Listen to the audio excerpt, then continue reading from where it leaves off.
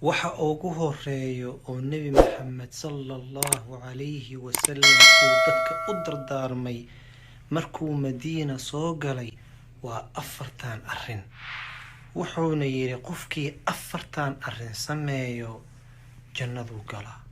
Alhamdulillah wassalatu wassalamu ala rasulillah. Assalamu alaykum warahmatullahi wabarakatuh. maanta waxaan rabaa inaan idinla wadaago xadiid aad u gaaban, aad u qiimo badan, aad u faa'iido badan, qof walba muslim u baahan yahay. Nabi Maxamed sallallahu alayhi wasallam dardaarankii ugu horeeyay uu bixiyay ahayd markuu Madiina soo galay. haddaba xadiidkaas muxuu yahay? عن عبد الله بن السلام رضي الله عنه أن النبي صلى الله عليه وسلم قال.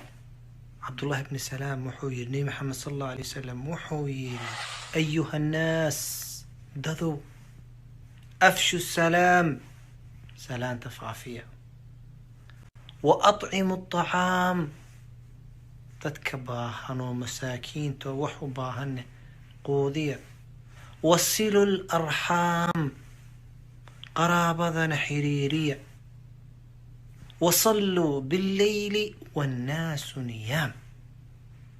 تكذا هبينكي يعني قيام الليل وايه مركي دتك السيحتان صوكع تكو. حديث كان وحاوري إمام الترمذي وانا صحيح. عبد الله بن السلام رضي الله عنه وحويري مركو النبي محمد صلى الله عليه وسلم مدينة سوقله وهفيري شكل النبي أما لقى النبي والله markuu soo galay waxa ugu horeeyay uu yireen waxay afartan kelimood, afartan dardaaran. markaasi ii xadaatay inuu nabi yahay. afartan dardaaran oo aadka u qiimaha badan oo Nabi Maxamed sallallahu alayhi wasallam ku bilaabay markuu Madiina soo galay asxaabtiisa ugu waaniyay annagana nagu socoto aan ku dadaalno. waa afar arrin oo fudud. tan ugu horeyso waxa way salaanta waaye. salaanta badi qofka taqaanid iyo qofkaadan aqoonin basalaan. haddii lagu salaamane salaanta celiyo bakhiil ha noqonin. tan labaad waxa uu atcimu taqam dadka masaakiinta qoodi. hadduu ilaahay xoolo ku sii bakhiil ha noqonin. anfiq bixi ilaahayna wuu ku siinahay. tan saddexaadna waxa waa silul arxam qaraabada xiriiri. qaraabada hooyo aabba ugu horeeya ilaa intii qaraabo laga gaara in adeerka in abtida in eedada كل ذاتك سلام حلو باهي إلى قبيل كاجا حريري وقرابة واي هدا حريري سيدني إلهك حريرنا هدا كوي سيدني إلهك كوينا مرتين إلهك كوي جوابت هذا ما يوا.